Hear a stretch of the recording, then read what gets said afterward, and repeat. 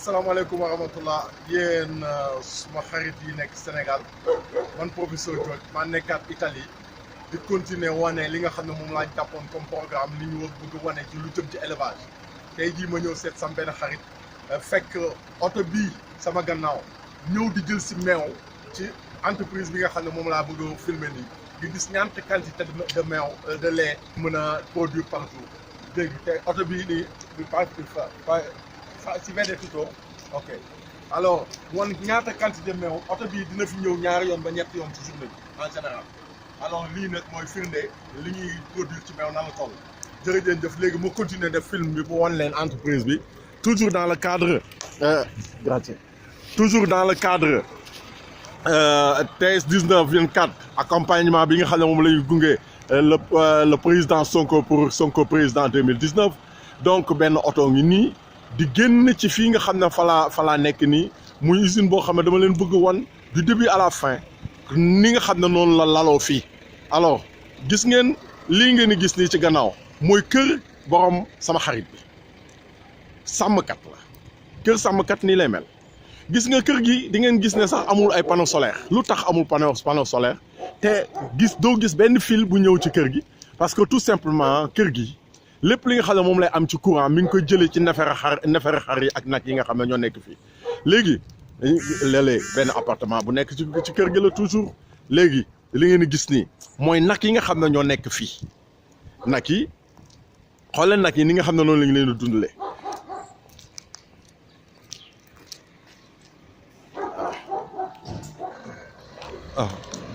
quoi ok alors xoolal nag yi ni nga xam ne noonu la ñu leen dundalee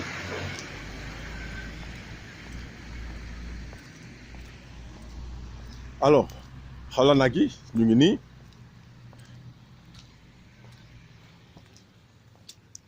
calme tranquille xoolal nag yi ngi nii gis ngeen toiture bi ni ñu ko defaree ñun ñu ngi koy fas yéene defaree ak les tuiles à base d'argile ci usines yi nga xam ne la ñu fas yéene installé voilà nag yi ñu ngi nii fële yëpp ba ci fond bi ay nag la lii yëpp ay nag la xoolal nag yi dinaa leen wan ni nga xam ne noonu lañ leen di dundalee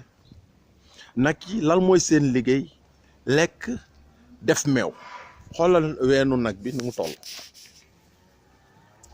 nag yi bu ci nekk dina def jusqu'à 40 litres de lait par jour ñaata nag ñoo fi nekk lii pour wane nan la ñu war a mën a def ba def élevage bu jégg dayoo xoolal nag yi ni ñu toll xoolal nag bi ween wi ni mu toll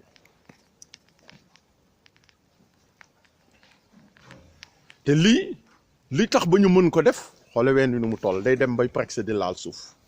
te nag bi su ma taxawee ci wetam presque sutuma ko tamit maa ngi ci presque 2 mètres alors gis ngeen weneen nag ngi nii jóg na yeneen gis nga yii yëpp ay nag lañu yoo xam ne def ñu dara lu dul toog lekk ba suur naan suñ fa jógee demal seen bopp ci fi nga xam ne fa la ñuy ratte donc soo leen xoolee bu baax di ngeen gis ne xoola peu de choses peu d'éléments la ñuy jëlee fi la ñuy jëlee fii alors nag yi te ngi tranquille lekk ba suur naan ba màndi nañu lekk ba suur naan ba màndi suñu lekkee alors sama waa ji nga xam ne moom mooy vol que ti vedono non ti dà fastidio no che ti vedono tu no ok alors mi ngi nii nag yi ñu ngi nii lekk ba suur naan ba màndi te suñ fa jógee fii la ñuy ñëw dugg ci biir nii te lii yëpp incha allah ci kàttanu borom bi la ñu bëgg installé nag bi mooy doxal boppam ñëw dugg taxaw su taxawee appareil yi mooy tax mu rat gis nga ay nag a ngi ne lay taxaw ñoom dañuy def rang nag yi ne la ñuy def ñëw taxaw fii rang machine yii nii nga gis affaire yu jaune yi di lang na le mooy fi nga xam ne nag bi su taxawee day ñëw taxaw affaire bi téye ko affaire yu jaune yole mooy ventouse yi nga xam ne mooy ratt meew bi su rattee meew bi dem ci citerne ba la ngeen gis ci kaw citerne boobu ci la oto bi ngeen gis sànq ñëw manque li fi nekk ci meew yëpp su kanamee dans 1 heure 2 heures 3 heures ñu woowaat ko ne ko nag yi jaaraat nañ fi ba citerne bi fees na oto bii yi nga xam ne moom laa leen won sànq ñëwaat n'est-ce pas jëlaat li nga xam ne moo fi jot a génn ci meew. alors gis ngeen fii nii di ngeen gis ne tilumul torop te gis nañ gis ne suuf si fi nga xam ne fa la nag yi di taxaw dafa am ay pax yu fi nekk parce que tout simplement lu ñu saw lu ñu nefere day jaar ci suuf dem ci benn système de canalisation bu nekk ci kaw soo la xoolee bu baax di ngeen gis ne y a des ventilateurs yoo xam ne ñoo nekk ci kaw nii gis nga ventilateur yi ngeen gis nii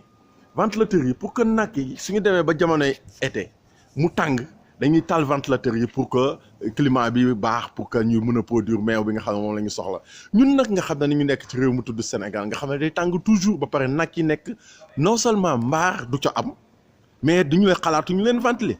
mais ñii nan la ñuy def bay mën a am courant buy doy bay mën a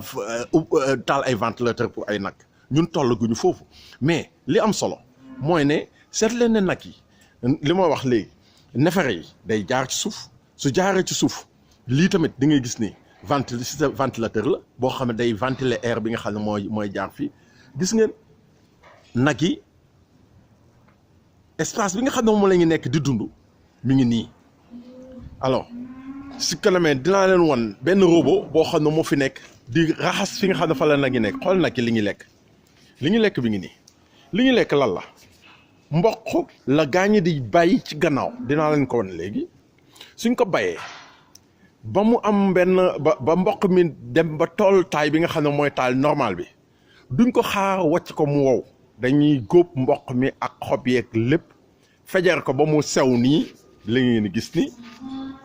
maa ngi ciy tibb pour wan leen nu muy mel fejar ko ba mu mel nii ba pare bàyyi ko mu fermenté rek pendant 40 jours mu mel nii da ngay gis nag bi su ñëwee di lekk ngay xool weenu nag bi da ngay gis ween bi ni muy neewee ndax li ñuy lekk nu mu amee lu mu amee ferñeent yi tax ba meew mi mën a bari comme ni mu baree nii lal équipement lan moo fi nekk ay tube ay tuyau ay poteau ñun nuñ ko def fer dañ ko nar a def avec les briques à base d'argile toit bi au lieu que ñu def ko comme ñoom niñ ko defee parce qu'ils sont les moyens ñun dañ koy def avec les tuiles marseillaises wala yeneen typologie de tuiles mais ventilateur duñ ci fekk ñun déjà nag yi suñu amee yi Sénégal wala xar wala béy parce que yooyu yëpp dinañ fas nañ ko yéen a def élevage xar nag béy yi surtout ñooy def typologie de fromage bi nga xam ne moom la gars yi gën a bëgg ci fu mu nekk nii parce que qualité meew bi nga xam ne moom la béy yi di am yemul ak yi nga xam ne mooy qualité bu nag bi léegi li nga xam ne mooy aliment bi nga xam ne moom la ñu dundee nii moom laa lay expliquer nii da ngay xool ci gannaaw fii moom moo nekk nii li ngeen di gis nii mooy li nga xam ne moom la ñu dundee dañ koy defar ba pare stocké ko am na beneen boo xam ne incha allah naa leen ko woon ci gannaaw ak oto bi nga xam ne moo koy andi parce que oto moo koy sotti fii mais suñu demee ba ñoom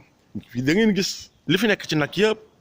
gisagu leen nit kenn rek ngeen gis wala ñaar ñoo leen di gérer ñun Sénégal suñu yàlla defaloon ba ñu demoon ba installer ay ferme yu mel nii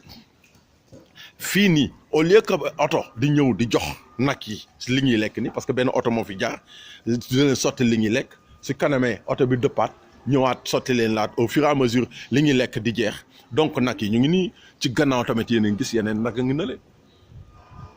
alors yeneen nag ñu ngi nii alors suñu demee ba bëgg naan fële la ñuy dem naani il suffit que ñu teg seen gémmiñ fenn rek ndox mi commencé génn mooy benn espèce de lavabo boo xam ne n'est-ce pas ndox ma fay génn fa la ñuy dem naani ak yenn oligo li ngeen gis nag lu xonq lii nii moom benn robot la boo xam ne moom mooy nettoyer mooy wàcc am nettoyer fi nga xam ne fa la nag yi nekk mais soo xoolee di nga gis pax yi nga xam ne moom laa leen doon expliquer soo xoolee bu baax ci plancher bi di nga gis ne dafa am ay pax yu ci nekk pax yooyu nag moo tax ba nefere yi lu ñu saw puub yeeg yëpp pour nefere nag yi day jaar noonu dem gis nga weenu nag bi nu mu toll xoolal nag bi nu mu toll alors léegi robot bee ngi nii beneen partie robot bi ngi nii moom mooy nettoyer def ba affaire yi jaar ci pax bi jaar ci suuf nag bi suñu demee ba ci kanam da ngay gis ku ci nekk xam nga bal heure ngay demal sa bopp ci fi nga xam ne fa ngay raté mu am benn robot bu fa nekk boo xam ne moom tamit robot bi lan mooy liggéeyam mooy ratt meew mi nag bi su ñëwee taxaw nag bi day xam ne fu mu nekk ne gis nga xam nga kii lekk na ba suur mi ngi nii gis ma meñ kii muy ñëw jubal si di wan ne vraiment mi ngi en forme xool nag yi soo leen gisee di gis ni ñu xam ne noonu lañu mais nag yi du pour yàpp nag yi pour meew rek la meew rek la ñuy def su ñu demee ba am yenn at yi nag lañ leen di abattre pour yàpp mais nag yi ñoom meew rek la ñuy def xoolal maa ngi nii gis ngeen alors léegi waa ji ngeen gis rek moom des temps en autre su fekkee ne nag li ñuy lekk dafa xaw a dem ba tas mu jaar ak pelle mais oto bi nga xam ne moo koy andi mi ngi nii ci gannaaw après dinaa leen ko wan donc ciao tutto bene bene grazie sì ok grazie no adesso puoi fare grazie mille alors gis nga waa ji moom liggéeyam lan la di def nag yi lay def puusal ngooñ bi nga xam ne moom li ñuy lekk nii rek kii lii mooy liggéeyam xool fii nu mu toll yëpp benn nit rek ngeen fi gisagum ñaar la ñuy nekk ñett pour gérer lu toll nii alors que ñun Sénégal benn ñaata pël ngay gis ñu topp wala ñaata nit ngay gis ñu topp di kii moo taxit li ñu am ci meew par rapport ak kii différence bi ci lii la ci li nga xam ne moom la ñuy lekk alors li ngeen di gis na le après dinaa leen ko wan su ma mënee jéggi fële parce que alors léegi nag yi suñu demee gis nga ku ci nekk fi nga xam ne foofu nga sentir nekk à l'aise rek fa ngay tam taxaw soo taxawee lekk ba sa biir fees nga naan tëdd noppalu ko su demee ba sentir que ne ween bi li ci nekk ci meew bari na moom ci boppam nag bi xoole nag bi nu mu joole xoole ween yi ni ñu toll fees ak meew yaa ngi gis te yii ay nag yu ndaw la jum ñu te gis ngeen ni ñuy toll alors léegi nii ñu ngi nii alors léegi maintenant qu'est-ce qui se passe su ñu demee ba nga xam ne nag bi ñëw na de gis na ne fii nag yu ndaw yi ñoo fi nekk yi nga xam ne yu jigéen lañu dañ leen di yar nii di leen jox ñu lekk di naan su ñu demee ba mën a mat n'est-ce pas ñu def insémination artificielle ba pare doom ji nga xam ne moom lay am su ko xasee ba am rek dañ koy bàyyi mu nàmp quelques jours après ñu évacuer leen su fekkee ne doom bu góor la su dee doom bu jigéen ñu bàyyi ko fi ñii nag laa waxal ils ont la possibilité de nous fournir lépp li nga xam ne moom la ñu soxla ci nag bu jigéen tamit ci nag bu góor parce que qualité nag yi nga xam ne ñooy am fii sooy def croisement tam mun nañu dem def croisement Sénégal ak li nga xam ne moom la ñu am foofu ci nag alors en résumé nag bi mun na doxal boppam ñëw ba ci robot bii nekk fii ci biir su demee ci biir robot bi moom mooy xool cusuweenu nag bi raxas ko samp ci ventouse yi pompe meew mi nga xam ne moo ci nekk su nag bi demee ba dafa wane signe que ne li waroon deñ na robot bi wàccal boppam nag bi du ko nànk dem commencé waat delluwaat ci place am commencé nekk di lekk di naan ba biir bi feesaat mu doxaatal boppam ñëw fi nga xam ne fa la ñuy raté donc en résumé da ngeen gis ne benn structure bu toll nii gis ngeen oto bi nga xam ne moom laa leen wan ci commencement bi nga ne oto boobu li muy def ci meew oto yëpp fii la ko jëlee ci benn matinée te day fees dell soog a dem su demee tey avant fin de journée bi ñu woowaat ko ne ko meew amaat na mu ñëwaat jëlaat meew mi léegi li ndax nag ba ma doon insister bu baax a baax ci pax yi li doon feeñ ci kii bi mooy que ne fii nga xam ne foo la nefere bi di jaar nefere bi yëpp day jaar ànd ak ndox mi dem ci benn biodigesteur boo xam ne biodigesteur bi mi ngi nële ci gannaaw moom nga gis lu vert lële ci gannaaw noonu alors fii nii li fi xew mooy ne nag bi suñu leen jëlee lii nii mooy équipement yi nga xam ne moom la gars yi am suñuy ratt seen meew suñuy defar suuf si nga xam ne fa la ñuy bàyyi pour nag yi fële na le mooy nefere bi suñu demee ba jël ko lële na le mooy nefere bi suñu demee ba jël ko wax ko yóbbu ci tool yi machine bi moo koy wesaare ci tool yi pour que nga gis qualité ñax bi nga xam ne moom la ñuy am pour jox ko nag yi qualité mboq bi nga xam ne moom la ñu am pour jox ko nag yi léegi lii nii donc possiamo andare a vedere il coso. waaw waa ji laay wax pour ñu dem xool li biodigesteur bi pour wan leen que ne fii neefere yi amul dara lu ñuy sànni lii nga xam ne moom fi am nii saw yi am na solo neefere bi am na solo alors courant bi nga xam ne moom la ñuy am nag laa leen bëgg woon fi ni ñuy def ba am courant. Possiamo andare a fare un giretto là sul coso, sul biodigestore, roba veloce. Ok. Un attimo il filmato, poi facciamo di là. No, possiamo fare lo stesso per fare vedere che è la stessa roba. Andiamo, non ci sono problemi, io ho messo le scarpe abbastanza giusto oggi. No. Allora. Ascolta, se tu vuoi vai lì, poi vai giù così ecco. e vedi quello che gestore lì. Sì. Ok. L'avevo fatto con tuo papà l'altro giorno. Grazie, allora, grazie mille. Allora, sì. Ok. Allora, maa ngi nii doon waxtaan ak waa ji fu mu nekk nii dama leen di wan donc neefere boobu yëpp mi ngi jaar fii ci suuf su jaaree nii ci suuf dafa am ay tuyaux yoo xam ne fa la neefere bi di jaar dem ci biodigesteur bi nga xam ne moom ngeen di gis nii. alors biodigesteur bi nan lay fonctionner neefere nag yi ak saw yi ak ñax yi ñooy ñëw fii ci affaire bu mag bii nga xam ne li ci nekk du dara lu dul neefere bi dañ ko ci pomper aj ko ci gis nga li ngeen di gis nii ba axe bi ngeen di gis nii muy jëm nii ci kaw fa la affaire bi di jaar yéeg ba egg ci nan lañ koy defee suñ ko jëlee andi ko dove passiamo di qua ok alors donc il faut que ma ànd ak waa ji pour ngeen di expliquer gis ngeen lii nii day ŋàcc ndox mi yóbbu ko ci tool yi mooy genre tracteur la boo xam ne day ŋàcc ndox yeeg saw yi yóbbu ko ci tool yi lii mooy équipement yi nga xam ne moom la ñu soxla mais gis nga fu mu nekk nii neefere bi dañ koy andi mu ñëw ci citerne bi su ñëwee ci citerne bi day jaar ci tuyau bi mu am benn système de pompe boo xam ne moo koy aj mu dem ci kaw fële na le su demee ci kaw wàcc par gravité mais day dem ba yéeg ba fees citerne bi nga xam ne gis ngeen ni mu toll citerne bi gis ngeen ni mu toll alors toujours gis ngeen nag yi fi ñu nekk mi ngi na le citerne bi mi ngi nii mooy citerne bi nga xam ne moom mooy contenir neefere yi léegi nag neefere bi suñ ko ci dugalee dafa am benn système de serpentin bu ci nekk boo xam ne mooy chauffer affaire ba yóbbu ko température bi nga xam ne moom la ñu soxla léegi li ci nekk noonu nag suñ ko wàccee un certain temps moom mooy dégager benn gaz bi nga xam ne moom la ñuy toggee ci kër yi même typologie de gaz boobu lay développé ñu jaarale ko ci benn système mu yéeg léegi nag suñu demee nag ba nga xam ne gaz bi pare na dañuy jël gaz boobu pomper ko mu jóge gaz bi ci kaw lay nekk mu jaar ci tuyau ba le wàcc non astafurlah gaz bi non tuyau bële pour neefere yi su fekkee dem na ba li ci nekkoon ci ferñeent yëpp ba def gaz bi tuyau boobu lay jaar donc mooy tuyau bii nekk nii ci kaw ba pare ñëw wàcc si benn fosse bu mag boo xam ne fosse bi li ci nekk gis ngeen mi ngi nii am na benn fosse bu nekk ci gannaaw mais fosse bi dafa fees ak neefere mais neefere bi di ngeen gis man maa ngi nii tafuma sam bakkan def ma dara parce que dootul xeeñ dara xet gi nga xam moo ci waroon nekk ci neefere xar yeeg saw yeeg et cetera xet googu mi ngi deñ ak gaz bi mais gaz boobu fan lay jaar gaz boobu day jaar fii ci suuf jaar ci tuyau bi ñëw fii nii xoolal tuyau bu ñuul bi fa la gaz bi di jaar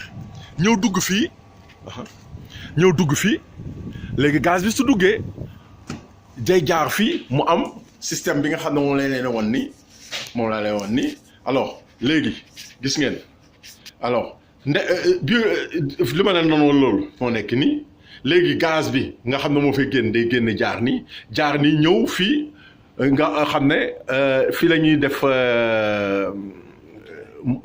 dem ci moteur bi il moteur est cuit non alors ok léegi gaz bi su fekkee ne wàcc na dañ koy dem. Questo liquame che va dentro. Dentro. Wow. Questo gas che viene fuori. Ok. Très bien ok vedo il chemin alors léegi li nga xam ne mooy neefere bi fii la doon jógee ñu yóbbu ko ci citerne bi gis ngeen li ngeen gis axe bi ngeen gis ni moom mooy tourner di ëlbati affaire bi ba nga xam ne liquide bi nekk ci biir ba pare mi ngi ne 41,2 degré mooy am ci biir citerne bu mag bi nga xam ne moom laa leen doon wan léegi nii citerne bii nii 40,2 degré moo ci nekk léegi citerne boobu noonu moom laa lay wane en miniature ci scherme bi alors léegi day mujjee gaz bi nga xam ne moo fay génn day jaar nii ñëw dugg ci moteur bi nag mooy produire courant bi nga xam ne moo nekk na la ci gannaaw léegi alors voilà donc day jaar ci gannaaw patient ma di quoi ok alors day jaar noonu ci gannaaw après ñëw fii gaz bi mi ngi nii ñëw waaw mi ngi nii gaz bi day ñëw fii jaar fii gaz bi nag fan la jóge nefere xar yi ñëw ba fële ci citerne bële yaa ngi gis après ñu dugal ko ci biir groupe bi nga xam ne moo nekk nii groupe bi mi ngi nii groupe bi day fournir courant bi nga xam ne moom la ñu soxla fu mu nekk nii waaw alors di ngeen dégg ne bruit bi fort na foraay boo xam ne li may expliquer il faut ñu génn ñu xaw a sori tuuti pour génn donc en gros affaire bi mi ngi nii après gaz yi d'échappement yeeg yi nga xam ne ñoo war a dem yëpp ñu ngi nii alors on parle de quoi ñu ngi déparé ci ay nag ak ay xar ak ay gàtt yoo xam ne ñoom li nga xam ne moo fa nekk mooy nefere yi def nañu ba nefere yi ñëw ci citerne bu mag boobu citerne boobu transformé nefere yi pendant un certain nombre de jours su paree mu nekk gaz boobu ñëw jaar fële fi ma la doon wan léegi après ñëw war a terminé wu fii nga xam ne mooy groupe électrogène groupe bi nga xam ne mooy produire courant bi nga xam ne ñoom courant bi ñu produire bari waay boo xam ne courant bi ñu produire ci nefere xar yi nefere nag yi ak saw yi courant bi ñu ciy produire bari waay boo xam ne moom la ñuy liggéeyee ci kër ga moom la ñuy taalee ventilateur yi nga xam ne moom laa leen doon wan sànq moom la ñuy defee lépp loo xam ne mooy courant fii ba pare li ci ëpp ñu jaay ko société italienne bi nga xam ne moom mooy defar moom mooy comme seen suñu doon wax daal Senelec bu kii daal bu Italie donc daal de manière assez ramassée